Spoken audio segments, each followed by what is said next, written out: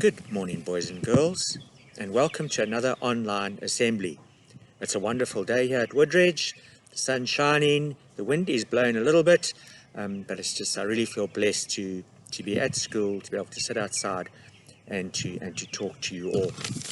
As I said, the wind is blowing a little bit, so the notes that I do have might be flapping around, but apologies for that. I've got you some cream with me. Now, I'm sure that you've all had insect bites or itchy bites that really get irritating. You've got to scratch them all the time because they get itchy, and they really are uncomfortable.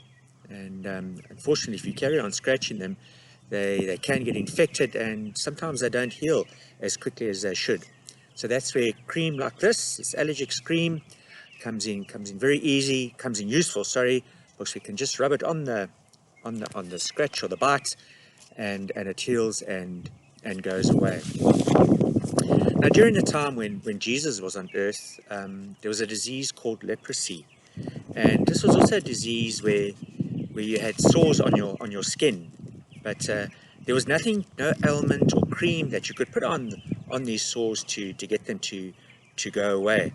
And so they were there, people forever, and anyone who got these sores that covered your whole body, people stayed away from you. They didn't want to go close to you, and you were left isolated on your own. And there were actually like little colonies where these people had to go live together, where just those who had this disease called leprosy had to live together.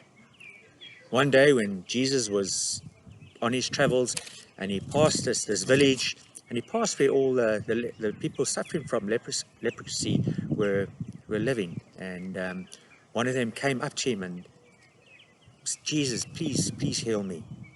And Jesus reached out his hand, which no one would ever do. No one wanted to go near these guys, but Jesus reached out his hand and touched the man on his head, and he said, "You are healed." And the man was healed of leprosy. Before Jesus came, that poor man, his situation was hopeless. He actually had no one that he could turn to. And Jesus was the only person he could turn to for help.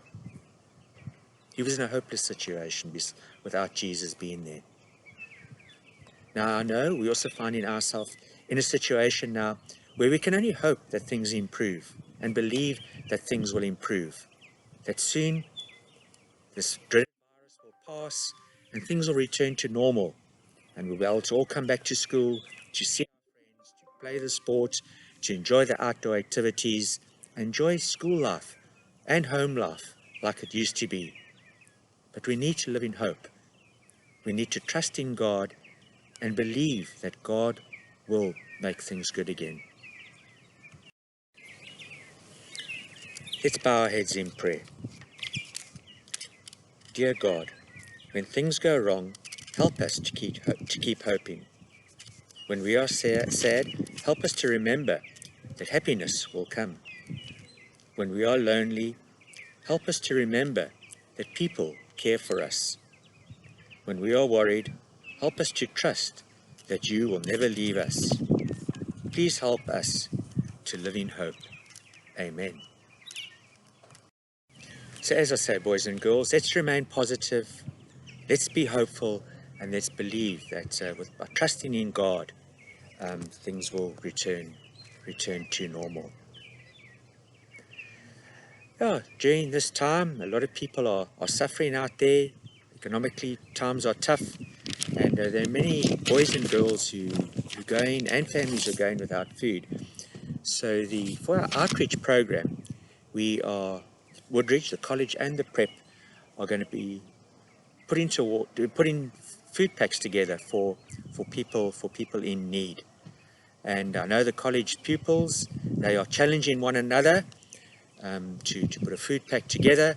So at the prep school, we have decided that we'll try and get the teachers and the parents involved, and we'll challenge someone to make a donation towards a food parcel.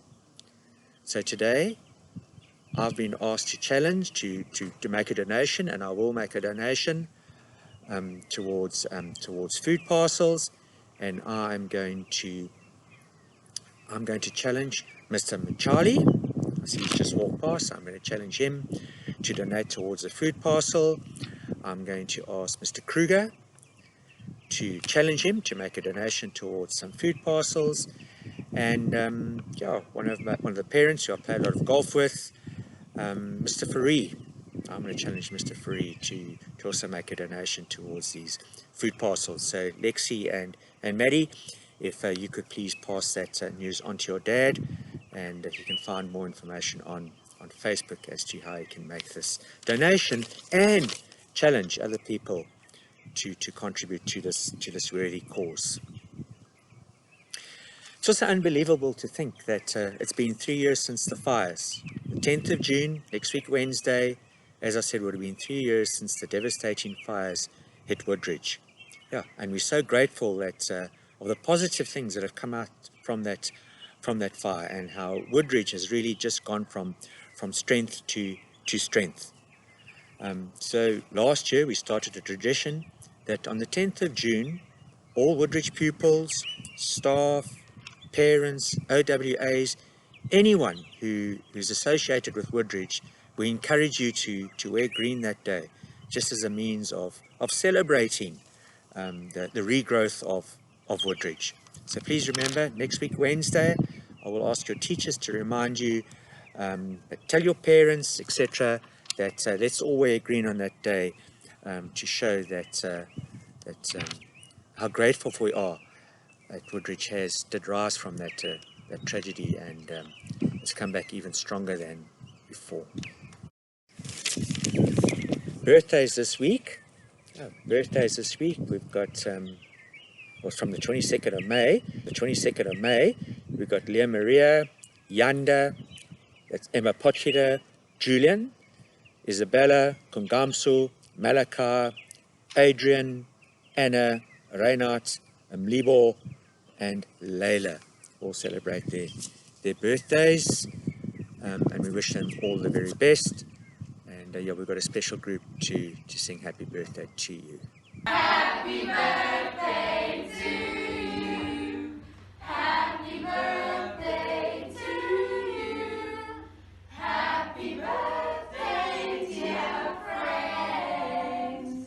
Happy birthday to you. Hip hip! Hooray! Hip hip! Hooray! En nog een pip!